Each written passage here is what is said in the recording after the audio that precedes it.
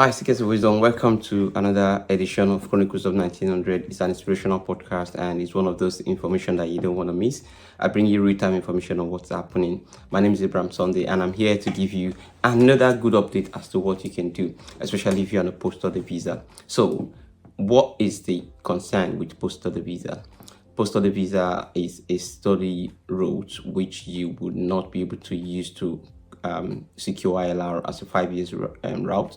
The problem is that you can use it for 10 years route if you want to go through the 10 years route, but not the 5 years route. So the question is, what am I going to do after my post-study visa expires, especially if you have families in the UK?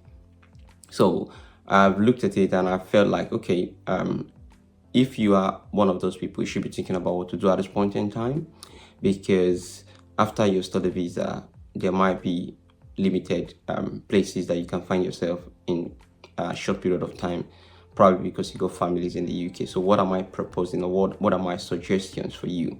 My suggestion for you is, at this point in time, if you're on a study visa and you got family in the UK, begin to look for sponsorship job.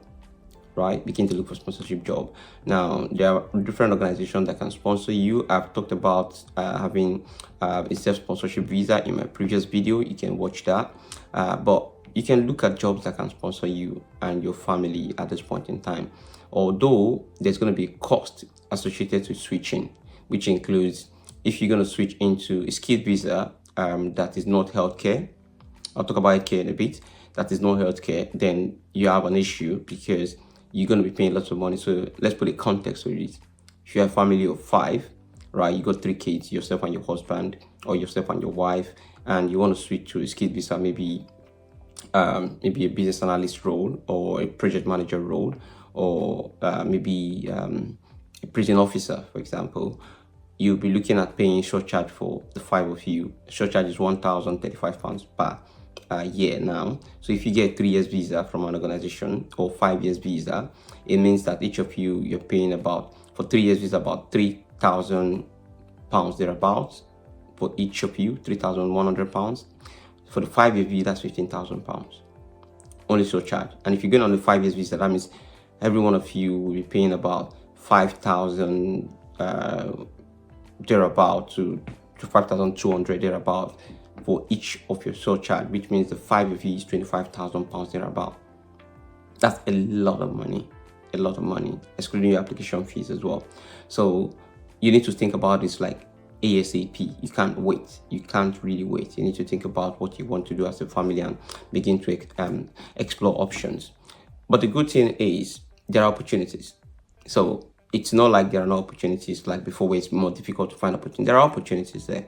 There are prison officers roles, there are project management roles, there are cybersecurity roles, there are chef roles. But I'm going to talk about other things that you can do as well. Like you can have a startup business like African restaurants, grocery stores, all those things you can do them as well. You can have these convenience stores like Spa, Premier Inn that you have on the street. You can establish any one of those ones. You can franchise them as well.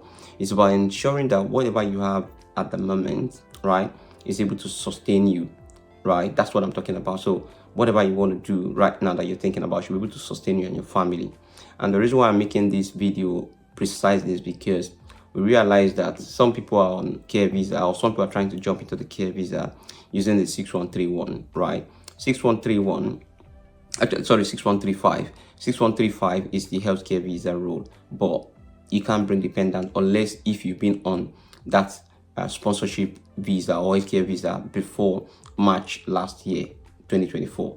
If you haven't been on it, you can't bring dependent into it now. But if you are on a 6131, right, 6131 is more or less auxiliary nurse, still healthcare, right, but auxiliary nurse thereabout role, then you can bring dependent. So what I'm saying to you is, don't discard the fact that you can get sponsorship within healthcare, which you're still not going to pay that 25,000 for surcharge. You only pay the application fee about like 3 something, like 350 thereabout, right? But look for the one that is 6131. Okay, that's the SOC code, right? If you look for 6131, then you might be able to get that healthcare job, and then you don't pay that surcharge because healthcare is exempted from surcharge. Now the question is, what about if you can't find one? If you can't find one and your post-study visa expires, you need to go back home. Unless you have an exceptional circumstance that you can use to request for further leave to remain. That's another thing I'm going to talk about maybe in the next video. Further leave to remain is an opportunity for you to be able to extend your visa. Actually, let me talk about it now. You can use further leave to remain if you have exceptional circumstances to remain in the UK, even when your visa expires. So there are different, maybe you have health issues, you have family issues, you have serious concerns, and you have evidence, right, to back this up. So you can actually reach out to Home Office, make your application, and tell them these are the reasons why you can't go back. And then the application is applicable, and then they will review it and they will give you time to be able to stay in the country. So many people do this via their lawyers so that they can put your evidence through and everything. But I don't think that you should wait for that time and start looking for that kind of opportunity. If you don't have exceptional circumstances, you're just going to waste your time, because by the time you submit to Home Office will reply within, I think, 2 weeks, and they'll tell you to leave the country. Now, you don't want to be in that situation. If you're going to leave the country, plan your exit, right? Plan your exit. Know when you're leaving. Plan how you're going to live with your family, your ticket, and everything. Those are the best way to leave the country. It's not a must that you must stay in the country if you don't have a visa. One thing I've always advised people is, I will never advise anyone to be an overstayer, because there's a lot of things that you're going to lose. And the fact is that if you haven't got a cogent reason, an exceptional reason to be able to stay in the country when your visa expires, it's better for you to leave and come back rather than stay in the country with an expired visa. So don't take that risk. It's not worth it, trust me.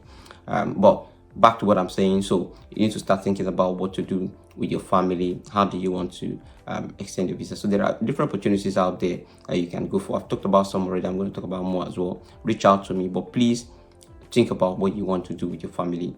You can't just switch with healthcare visa. You need to ensure that you have the right healthcare visa to be able to switch. Okay, if you are not sure, or you don't know where to go about it, or how to go about it, or where to even find a job, I'm saying to you right now, the place to get that job is NHS. NHS is the main sponsor for healthcare visa 6131 at the moment, because most of the organizations have got CUS at the moment. Home Office is asking them to pick from the pool of candidates that are in the UK that their employer sponsors has been cancelled, which means Home Office now have a list of everyone in the UK that are in the country that don't have job. So if you want to look for sponsorship, you need to go in there and pick from that pool, because those are the people that are in the country that needs the job. So you can't just go out there and just pick anybody from outside. So the priority is on those people. So the question is, if you're not on care visa at the moment, or your sponsorship has not been revoked due to employer sponsors license being taken away, then the question is, what are you doing? And remember, once your employer's sponsorship has been revoked, you have 60 days to look for alternatives. Please don't be caught in the middle. If you need any support, or you have questions, please reach out to me. It's Chronicles of 1900. My name is Ibrahim Sunday. I'm here to support you, provide you every information that I know.